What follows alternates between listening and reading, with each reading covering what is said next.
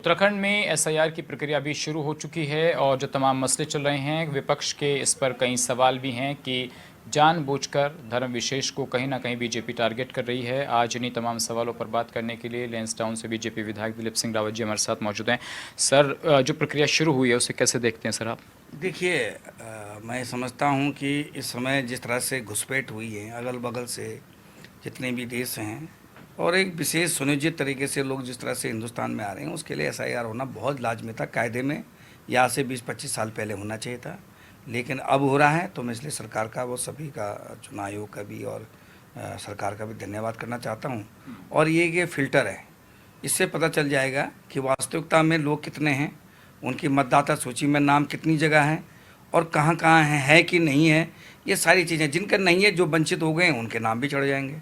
और इसलिए ये बहुत ज़रूरी था, वो देश के हित में भी था, देश की सुरक्षा के हित में भी था। सर, अभी हरीश रावत जी ये कह रहे थे कि हमने तो हज़ारों की संख्या में लोगों को यहाँ से बाहर निकाला है जो गलत तरीके से उत्तराखंड में रह रहे थे, लेकिन बीजेपी बताएं एक आंकड़ा कि उन्होंने कितने लोगों को यहाँ से बाहर निकाला। सिर्फ एक एजेंडा चला रही है बीजेपी इस नाम पर।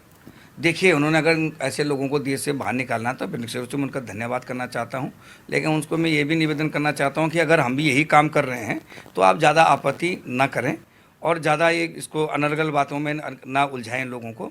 जो काम तुमने करा है, अगर तुमने किया है, वास्तव में तुम समझते हो हमने किया है, तो वो काम हम भी कर रहे हैं, तो हमें करने दीजिए। एक सर, अभी आपने फिल्टर कहा कि ये फिल्टर है, क्लीनिंग हो रही है एसआईआर के थ्रू, तो विपक्ष ये कह रहा है कि इनका जो मकसद है खासकर सत्ता में बीजेपी का, कि ये मुस्लिम्स को टारगेट करना है, उन्हीं का वोट काटना है और उसको वोट काट करके चुनाव जीतना चाहती है बीजेपी, जैसा बंगाल और बिहार में हुआ ऐसा। देखिए, मैं समझता हूँ कि देखिए, बांग्लादेश से कौन आ रहा है? मैक्सिमम मुस्लिम आ रहा है। पाकिस्तान से कौन आ रहा है? मैक्सिमम मुस्लिम आ रहा है। तो इसलिए निश्चित रूप से जो पाकिस्तानी और बांग्लादेशी मुस्लिम हैं वो टारगेट हैं, ये निश्चित बात है। और हमारी चिंता भी यही है कि वहाँ से लोग आ रहे हैं और हमारे देश को प्रभावित कर रहे हैं, यहाँ की राजनीति को भी, यहाँ की व्यवस्था को भी और यहाँ की अर्थव्यवस्था को भी पूरी प्रभावित कर रहे हैं। तो निश्चित रूप से हमारी जिम्मेदारी होती है और हमारी सरकार जिम्मेदारी को निभा रही है। तो उनको ज़्यादा इसमें, क्योंकि उनको लगता है कि उनके वोट बैंक खिसक रहा है इससे, एसआईआर से, क्योंकि ये सारे वोट बैंक उन्हीं के कारनाम के कारण वो यहाँ आए हैं, उनकी कमजोरी के कारण वो यहाँ आए, इसलिए उनका चिंता होना लाजमी है। लेकिन हम लोग देश प्रेमी हैं और राष्ट्रभक्त हैं, राष्ट्रवादी हैं, इसलिए हमारी ये ड्यूटी है और हम उस काम को कर रहे हैं। एक सर, आरोप लगता है, आप लोग बीजेपी के जो नेता हैं वो आरोप लगाते हैं कि कांग्रेस जो है मुस्लिम तुष्टीकरण की राजनीति करती है और मुस्लिम लीग बनकर रह गई है।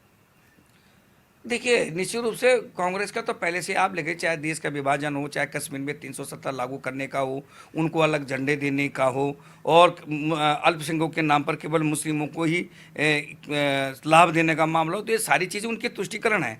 और हर चीज़ में, चाहे उनका ये तलाक के मामले में हो, केवल उनका सहबानो प्रकरण आपके समझ में आता है कि जहाँ महिलाएं इतनी प्रताड़ित हुई है सहबानों, लेकिन उसको उन्होंने स्पेशल रिलीफ नहीं दिया उसको, बल्कि स्पेशल जो है मुस्लिमों को तुष्टीकरण के लिए एक बलि दे दी एक महिला की।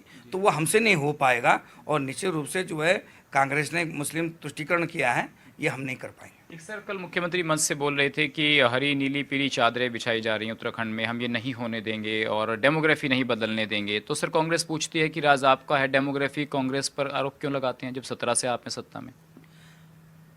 देखिए, डेमोग्राफी चेंज होने के लिए ही तो हम ये प्रयास कर रहे हैं। सारी जितने हम कानून ला रहे हैं, जितनी हम व्यवस्थाएं कर रहे हैं, जितने ये अवैध मजारें तोड़ रहे हैं, तो ये डेमोग्राफी चेंज के कारण तो थे, इन्हीं को तो समाप्त कर रहे हैं। आप हमारे काम में विघ्न न डालें, बस यही उनसे निवेदन है। मदरसा बोर्ड समाप्त करने की बात हो या और तरीके के जो जांच चल रही है, और खासकर कांग्रेस कह रही है कि बस मुस्लिमों पर बीजेपी का टारगेट है और सत्ता में हासिल करना चाहती है बीजेपी। देखिए, कांग्रेस तो खुलकर जो है मुस्लिम की पीछ पे खेल रही है और उनका एक ध्येय है कि वो किस तरह से मुस्लिमों की सुरक्षा करें, लेकिन हमारा ध्येय है कि किस तरह से बाहर के लोग यहाँ ना करें, अल्पसंख्यक और भी लोग हैं उनके हितों पे कोई कुठाराघात न करें, उनके अधिकारों का हनन न करें, ये हमारा काम है। इसलिए हमने अल्पसंख्यक बोर्ड को समाप्त कर दिया और उसका नाम अल्पसंख्यक बोर्ड रख दिया, हमने वक्फ बोर्ड रख दिया है। अल्पसंख्यकों के नाम से ही हम उसमें सरदार भी हैं, सिख भी हैं और ईसाई भी हैं, उसमें हमारे पारसी भी हैं, जैन भी हैं, तो इसलिए बहुत सारे लोग हैं अल्पसंख्यक। तो इसलिए ये कि खाली मुस्लिमों को ही लाभ देने का काम जो बीजेपी कांग्रेस ने किया है, वो बीजेपी नहीं होने देगी। लास्ट क्वेश्चन मेरा ये है कि चाहे हम हरिद्वार ऋषिकेश की बात करें, घाटों की बात करें, या फिर केदारनाथ बद्रीनाथ की बात करें, गंगोत्री यमुनोत्री, तो वहाँ पर सर जो गैर हिंदुओं के प्रवेश की बात होती है, तो गैर हिंदू प्रवेश नहीं करेगा, आप वेलकम करते हैं सर उस फैसले का? देखिए, गैर हिंदू नहीं है, बल्कि हम ये समझते हैं कि जो सनातन धर्म को मानने वाला है, सनातन धर्म के नियमों को फॉलो करने वाला है, और जो ये स्वीकार करता है कि सनातन धर्म सर्वोपरि है, उन लोगों का जो हमारे नियमों को करता है, टीका लगाएगा, जनेऊ लगाएगा और वहाँ पूजा अर्चना करेगा, दिया बाती करेगा, उनके लिए कोई प्रतिबंध नहीं होना चाहिए और बल्कि उनका स्वागत किया जाना चाहिए। चलिए, बहुत शुक्रिया सर हमसे बात करने के लिए। तो ये थे बीजेपी विधायक फिलिप सिंह जी, जिन्होंने तमाम मुद्दों पर अपनी बात रखी। अपने सहयोगी तिलक के साथ सचिन वर्मा, HNA न्यूज़, देहरादून।